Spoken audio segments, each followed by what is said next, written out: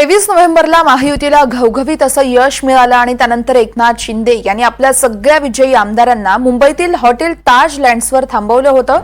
मात्र 3 दिवस आणि त्यानंतर आता शिंदेंनी आपल्या सगळ्या आमदारांना पुन्हा मतदारसंघात जायला सांगितलंय.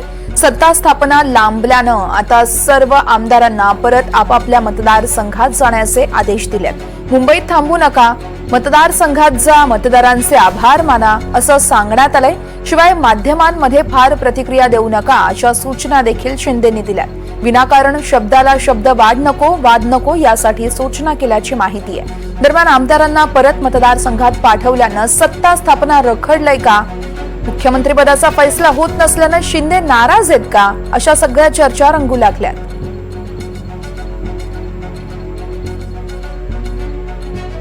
मुंबईत थांबू नका, आपापल्या मतदारसंघात जा असे आदेश शिंदेंनी दिले आहेत. मतदारांना भेटा, मतदारांचे आभार माना असं देखील शिंदे सांगतायत. जेव्हा निरोप येईल तेव्हा तातडीनं मुंबईला या असंही शिंदेंनी या सगळ्या आमदारांना सांगितलं आहे. माध्यमांमध्ये जास्त प्रतिक्रिया देऊ नका, वाद नको अशा सूचना शिंदेंनी या सगळ्या आमदारांना दिल्यात.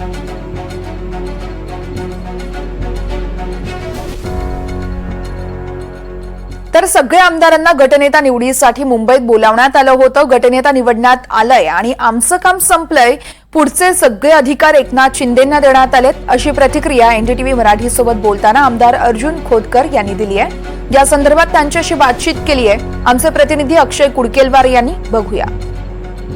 शिवसेना नेते माजी मंत्री अर्जुन खोतकर आपल्यासोबत आहेत. खोतकर साहेब, आपण जर बघितलं तर सगळ्या आमदारांना निकालाच्या दुसऱ्याच दिवशी तातडीनं मुंबईत बोलवण्यात आलं होतं. स्पष्ट बहुमत मिळाल्यानंतर अपेक्षा होती सगळ्यांना की लवकर सत्ता स्थापन होईल.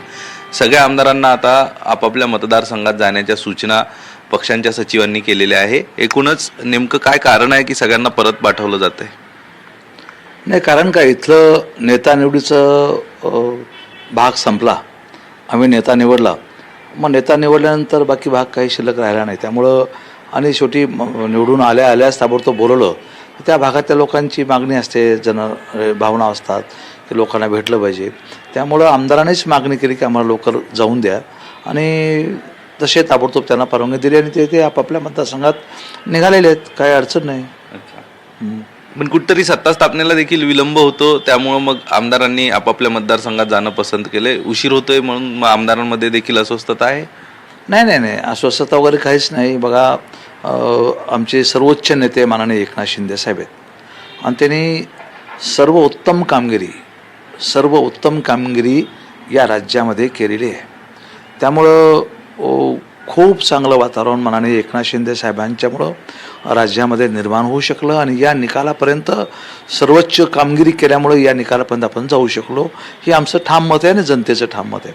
त्यामुळं माननीय एकनाथ शिंदे साहेब जी भूमिका घेतील त्या भूमिकेसोबत आम्ही सर्व या ठिकाणी ठामपणे उभा आहोत. त्यांनी जी काही भूमिका घेतली त्या भूमिकेसोबत आम्ही राहू. मुख्यमंत्री पुन्हा एकदा एकनाथ शिंदेंनी व्हावं अशी सगळ्यांची भूमिका आहे असंही कळतंय. नाही, आता ते तिन्ही आमदारांची भूमिका तर साहजिक कोणत्याही पक्षाच्या लोकांना तर वाटणारच आहे की आपलाच नेता मुख्यमंत्री झाला पाहिजे. परंतु अशा परिस्थितीमध्ये तिघही एकत्र बसतील, वरच्या पातळीवर काय निर्णय होऊ शकतो. तर मला असं वाटतं की उत्तम सर्वोच्च ज्यांनी केलेलं आहे, सर्वोत्तम ज्यांनी कामगिरी केलेली आहे त्यांच्या बाबतीतला विचार